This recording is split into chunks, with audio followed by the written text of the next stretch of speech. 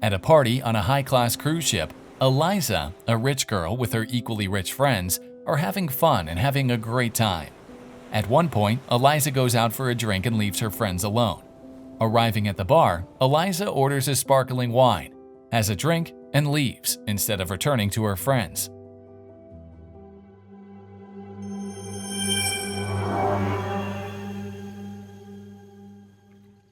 Eliza decides to look at the view of the night and the sea on the edge of the cruise ship. A short time passes. A well-dressed boy approaches and says he's not in a good mood. She smiles and replies, "If the ship hits an iceberg, that door is already mine, huh?" said Eliza, pointing to the nearest door. They both laughed and the boy continued, "My name's Marcos," extending his hand lengthwise. "Nice to meet you, Eliza." The two chatted a lot about everything. Marcos made Eliza laugh like nobody's business, and she loved spending that time with him. At one point in the conversation, they look deep into each other's eyes, get so close they can feel each other's breath, and at the last second, Mark pulls away with an annoyed expression. "I have to go. I remembered something I have to do. It was nice meeting you," Eliza replies with clear disappointment on her face. "Oh, okay, then likewise." They both go their separate ways, one upset and the other wondering what happened. Later, Marcos, in his room, changing, notices something in his pocket, a corporate card with Eliza's number on it. The boy looks at the card and hesitates, threatens to throw it away, and ends up sending a message to the girl.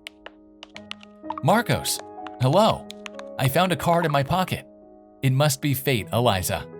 Why did you leave like that? Did something happen?" "Sorry, Eliza. The truth is that I work on the cruise ship as a waiter.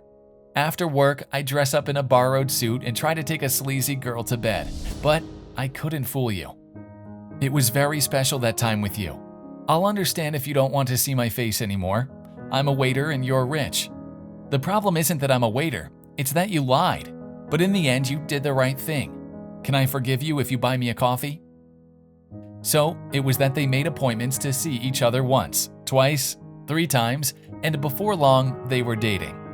One day, at a gathering at Eliza's house, her friends, her family, and also Marcos, they were all in a circle and various topics came up until they started talking about work. Eliza's friends, to provoke Marcos, asked him what the boy did for a living. Marcos answered that he was a waiter. Everyone looked at him at the same time, as if the boy had committed a crime. He felt uncomfortable.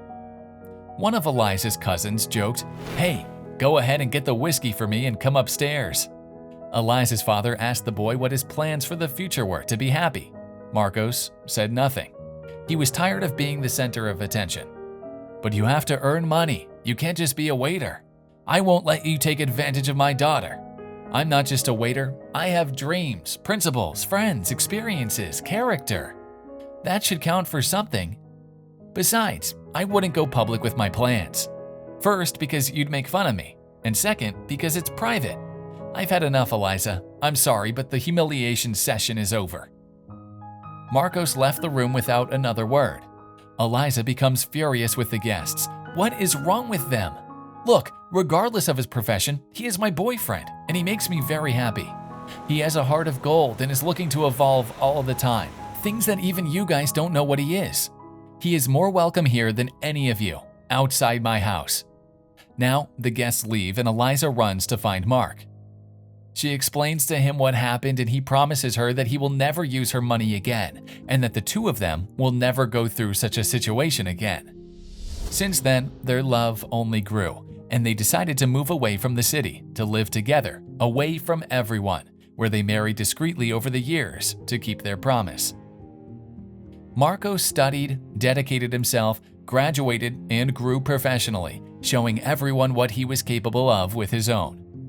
Eliza's father was in the process of retiring, so he decided to sell his businesses and relax.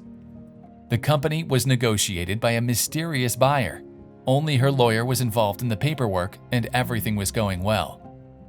With all the paperwork filled out, it was time for the buyer to commit in person.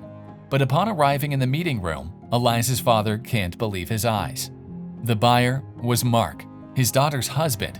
He says a few years ago, "You asked me what my plan for the future was. Now you know. I wanted to buy your company and make it bigger than you can ever imagine. The poor waiter managed to do all this without being financially dependent on anyone.